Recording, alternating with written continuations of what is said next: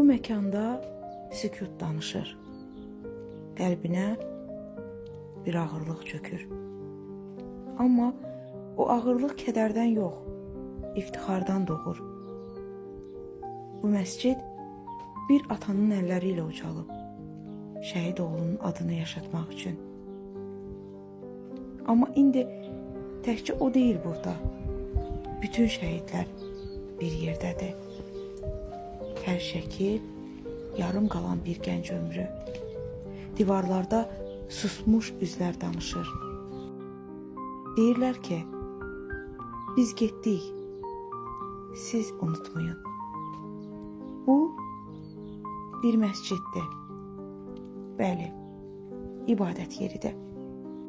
Amma həm də səcdəyə dönmüş bir vətəndaşının, hər şəhid ruhunun yaşadığı məkandır. Bax bu divara, orada Elməddin var. Yanında Rəşad, Pəncəli, Elşən, Elyar, Xalid. Daha kimlər? Onlar getdilər. Amma bir ata hamısına ev tikdi burada.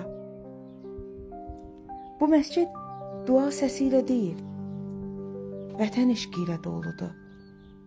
Onlara layiq olmaq üçün, unutmamaq üçün. Bu divarlarda dua var. Amma adi dua deyil. Bu minarələrdə səs var. Amma adi azan deyil.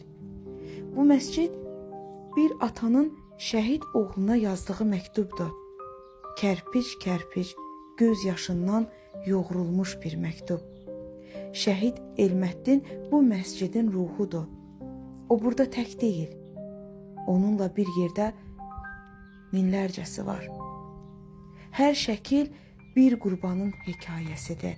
Hər ad bir ana nəfəsi, bir torpaq duacısıdır.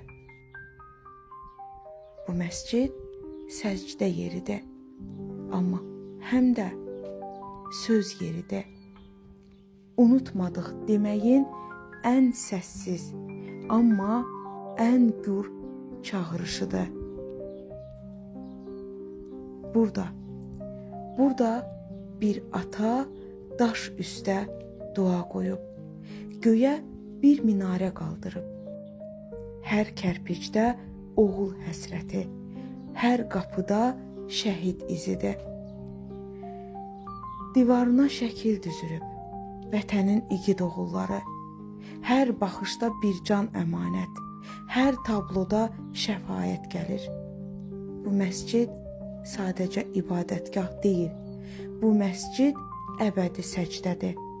Əl açanlar dua etmir təkcə, göz yaşından abidə tikilir. Elməddin tək deyil burada, yanında vətən oğulları var. Bu divarlar danışır sanki, şəhidlər ölməz, bayraqlarda.